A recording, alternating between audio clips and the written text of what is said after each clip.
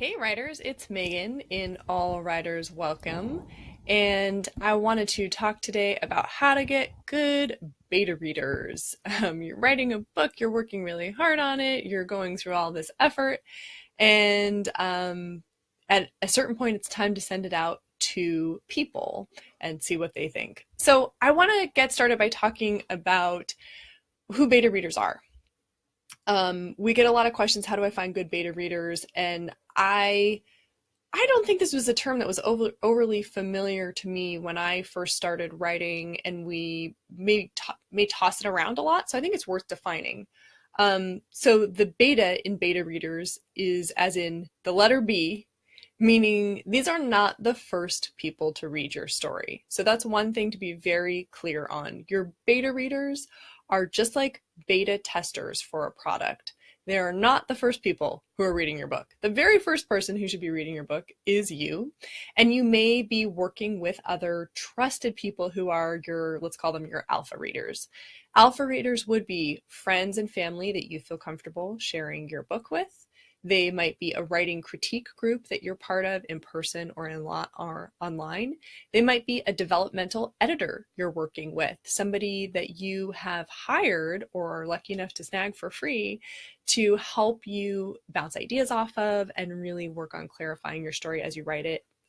Your alpha readers might be a mentor, a writing coach.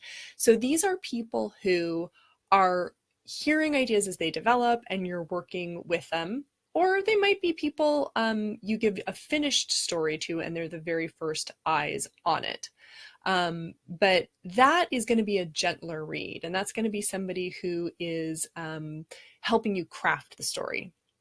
Great question. Lisa asks, what is a beta reader? That's kind of what we're starting to talk about, because it's this term that goes around a lot.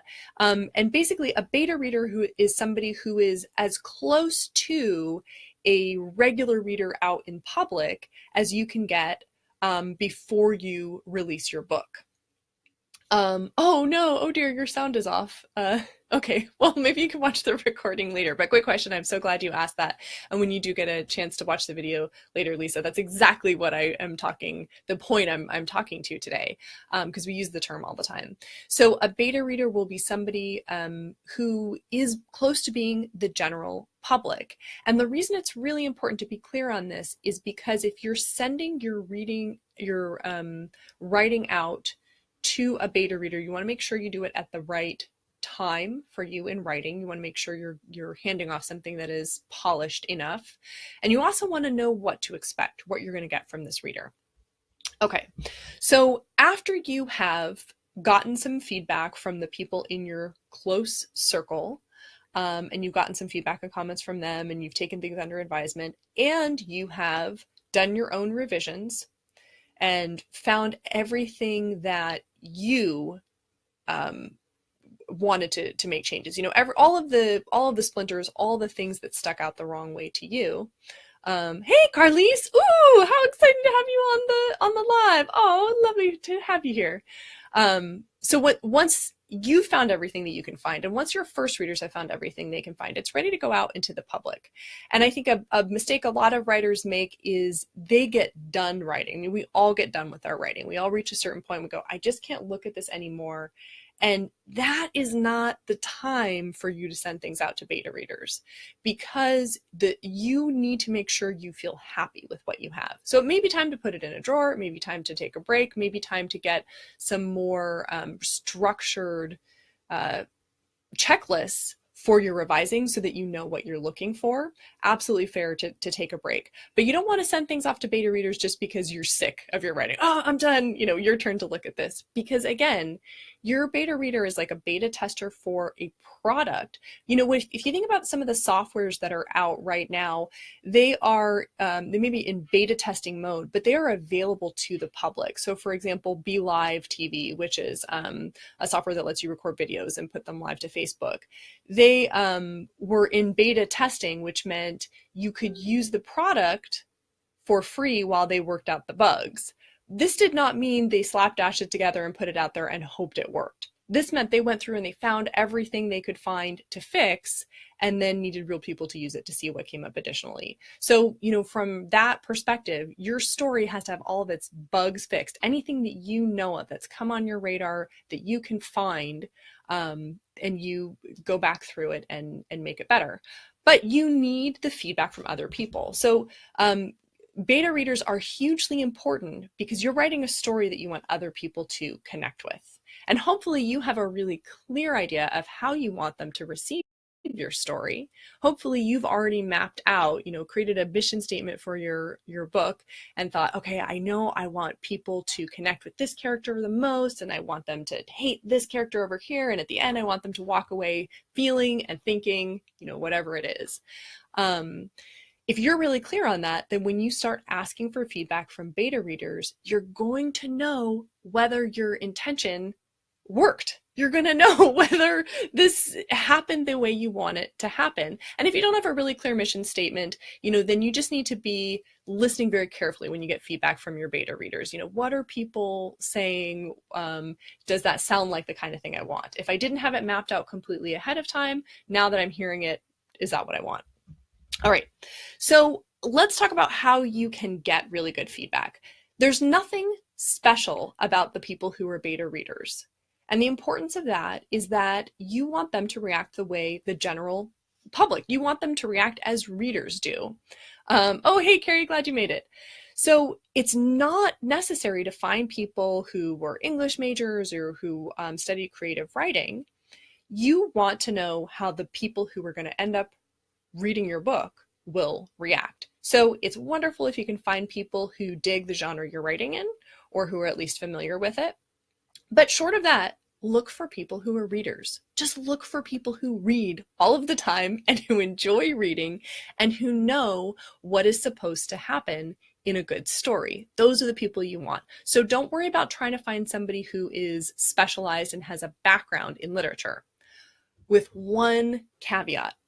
If you find people who love to read but who aren't able to articulate why they like something or why they don't like something, you're going to end up in a frustrating situation, because people will go, oh no, it didn't work when that character did it. And you go, well, why? Oh, I don't know. It just didn't work, right? That's not the kind of feedback that's going to help you. So you want people who read, and you want people who are thoughtful and are just willing to kind of go one level deeper and ask, well, why didn't it work when they had the conversation in the coffee shop? And you go, oh, it's because, the dialogue just didn't sound natural. The next time these two had a conversation, they sounded completely different. And then you can go, oh yeah, that's something I can work on. Oh, hey, Sandra. Nice to have you here. All right, so that's what you're looking for, regular people who are readers who are able to give you that feedback. So how can you get better feedback from the people you're having as your beta readers? I'm looking at my notes, guys. I don't want to get too off topic. Okay. As you are going through your revision process and getting feedback from your alpha readers, there may be certain things that come up. There may be questions where you're wondering specifically, is this scene dragging? Maybe I need to cut it, or maybe I need to pick up the pace on it. You might have particular questions, and you want to make sure you ask your beta readers those questions. You want to make sure that you get specific enough feedback for the things that you have. But most of us are very suggestible. And then on top of that, some of us love to agree, and some of us love to disagree. So here's what I recommend. Here's a great trick.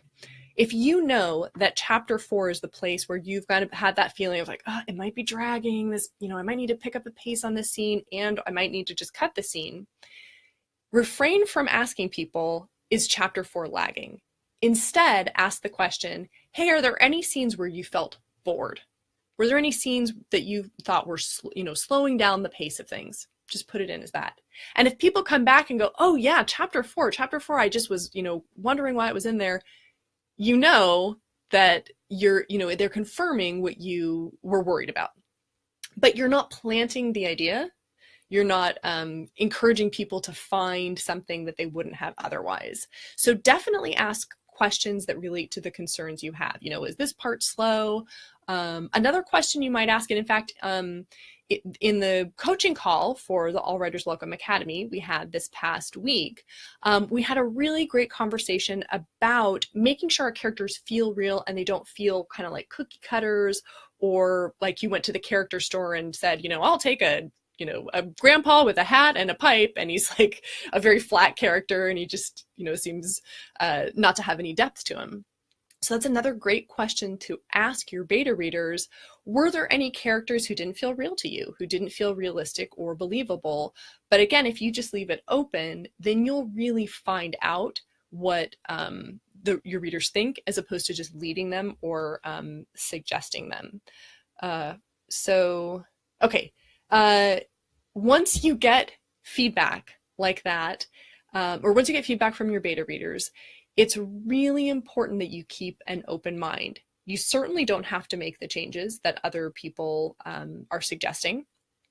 But if you get 3 out of 4 of your beta readers saying, yeah, that chapter was pretty boring, or yeah, that grandpa character did just seem like a, kind of a cartoon instead of a real guy, you need to listen. And it will be a lot easier to listen if you have not suggested the problem to people, right? Because we sometimes do this, not just in writing, but in life. We ask, oh, does this taste too salty, right? And then the person tastes the thing and says, oh yeah, it's too salty. And we go, well, maybe he didn't really think it was too salty. Maybe I just planted that idea in his brain, right? And then we don't trust the feedback. So you can avoid that doubt by not planting ideas in people's brains, just saying, in general, these are the things I want to know. And then you'll be more likely to trust the feedback. And again, remember, the point here is that you want to know how your readers react. And not all readers will have the same opinions, it's true. But if you send your book out to beta readers and then go, well, they don't know what they're talking about because they're not experts, remember, that's the whole point. You want people who are readers, because your book is not going to be read just by experts. It will be read by some experts. Some people who also write stories read stories, right? Those will be some of your readers. But most people just want a good story. So, really make sure you're listening to what readers are asking for. What kinds of questions should you ask? Well, definitely you want to ask again about any of the things that have been of concern as you were writing and revising, or as you were getting feedback from your close circle. But you should also just generally ask about character. Who did people sympathize with? Who were they rooting for? Who were they rooting against? Were they bored by anybody? Were they confused by any of the characters who were there? Were they wondering, why is this character in the story?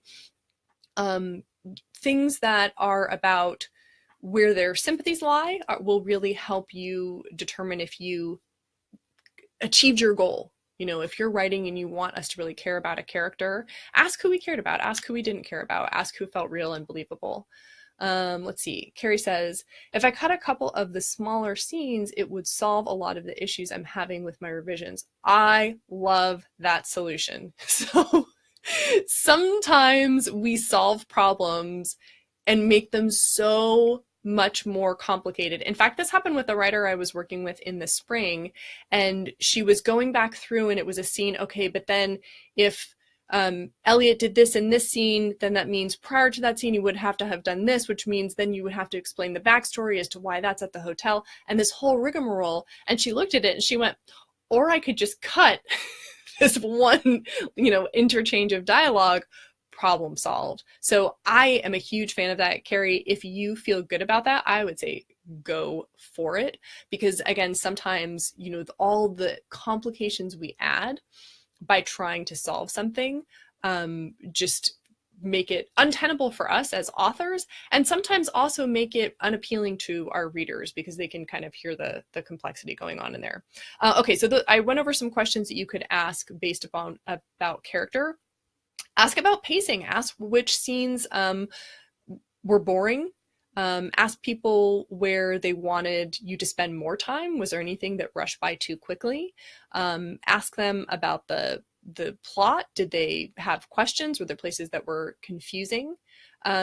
Basically, you want to think about the questions that you would address if you were writing a book report. You know, think back to grade school and we talk about what was my favorite part and who was the most interesting character. Because again, you're not approaching this from the point of view of literary analysis. You don't need for people to understand all of the themes that you, or the rather the terms that you as an author know. And I would say steer clear of using any terms that are kind of writer jargon. Just ask people things that they can relate to and that they can figure out for themselves, about their preferences, about where they were bored, about where they were excited, all those kinds of things. But your attitude will go a long way toward getting good feedback if your attitude is, okay, I know I have done the best I can on this, and I really am just eager to hear how it is for readers. And then make sure to ask an open-ended question. You know, tell me about anything you found that seemed weird or out of place or surprising or totally predictable. Maybe you're setting up something and you feel like, oh, this is a really cool twist. And people come back to you and go, oh yeah, I could tell by chapter 7 that in chapter 11 this was going to happen. And that would be really disappointing, but way less disappointing than having that show up in the reviews you're getting once your book is already published. Remember, that's the point.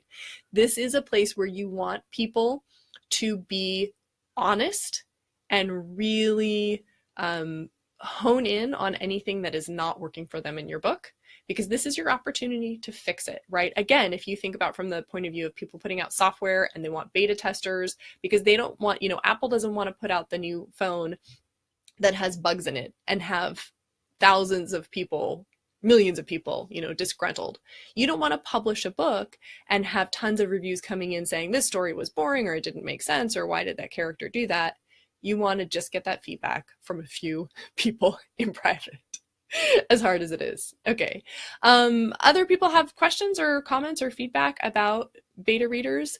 It's not a, you know, it's not a really challenging thing to find people who love reading, but it can sometimes be a challenge to approach them in a way that gives them the feedback you want. And again, this is why we are building a whole training for beta readers in the All Writers Welcome Academy. So it's, you know, it's definitely an art form, but it can be done by anybody who's a reader who just has the right information and a little bit of training. So it doesn't have to be, you don't have to go out and find a literature professor. An alpha reader would just be the people who are reading the first time around with you. And a lot of the time that's people who are seeing the story as it unfolds. So if you are in a writing critique group, and you share your writing regularly, those people will be your alpha readers. If you're working with a mentor or a coach or a developmental editor, those will be people who are seeing the story be built and who are giving you feedback either as you're writing or on that very first draft. And their job will be more to help you. Their job is more constructive, right? A mentor or a coach or a writing critique group won't just leave it at this character is boring, but will say, you know, you've got this character and I'm not sure that he adds anything, and could his job be done instead by, you know, this other character, and then you get somebody who's more interesting, right? These are the people who are going to help you build. Good question. Candy asks, are beta readers ever paid? Sure, sometimes. I mean, there are people who charge for all parts of what you want to do with your book. I don't think it's necessary to pay for a beta reader because it's the kind of thing that you can find a group and you can trade with people. You know, trading for reviews can be kind of sketchy because that's, you know, trading with the expectation somebody's giving you a certain kind of review. But since a beta reader is a private experience, I say trading for beta reading is a really fantastic idea, or find a writing community where people are eager to read for you and give you feedback. I don't think you should have to pay for a beta reader. On the other hand, if you know somebody that you think would be just the best beta reader possible for your book, and that person is very busy, but you can persuade her to read your book by paying her, you know, so be it. But there are enough things you're going to have to pay for like an editor. I would say save your money for a great editor instead of for a beta reader. And an editor will come at the after you've been through beta readers. All right. Any other questions about beta reading? Anybody have an experience, good, bad, or otherwise, being a beta reader or getting beta reading done? You're wondering if a professional reader would provide great feedback. Oh, that's an interesting question. What you might find is that somebody who does beta reading all the time is really great at asking specific questions. But in that case, I would say you may as well go for a developmental editor or a coach or a mentor, because a beta reader's responsibility ends after she's told you, here are my comments on your story. But if instead you spend that money on a developmental editor, that person will, or a coach or mentor, somebody who will guide you in fixing those things, right? That seems to me like a more worthwhile expenditure. If you're going to pay somebody to find what's wrong, then have that same person be the person you pay to help you fix it. If that makes sense. Okay. Oh, Sandra, I'm giving you more questions. Questions you can ask a beta reader. Oh, I love it. I'm going to read these out. So these are Sandra's suggested questions to ask a beta reader. Who is the hero of this story? Yes, it might be perfectly clear to you, but you might be totally surprised by the answer your beta reader gives you, especially if you've got a couple of main characters going on. Sandra also says, who is the villain? Yep. And she goes on to say, I was asked recently to be not a beta reader, but an alpha reader. Okay, thank you. For a friend, and I was completely inadequate for the job. Oh no, I tended to get hung up on the grammatical problems. I love this story, but there were certainly more important matters that I could have concentrated on. Oh, Sandra, I'm so glad you brought that up, because this is a challenge as well. When you want beta reading, you are not yet at the editing stage. And it's hard for some people to turn off that part of their brain. For some people, they'll just get stuck wanting to make the corrections. And you're not ready for that yet.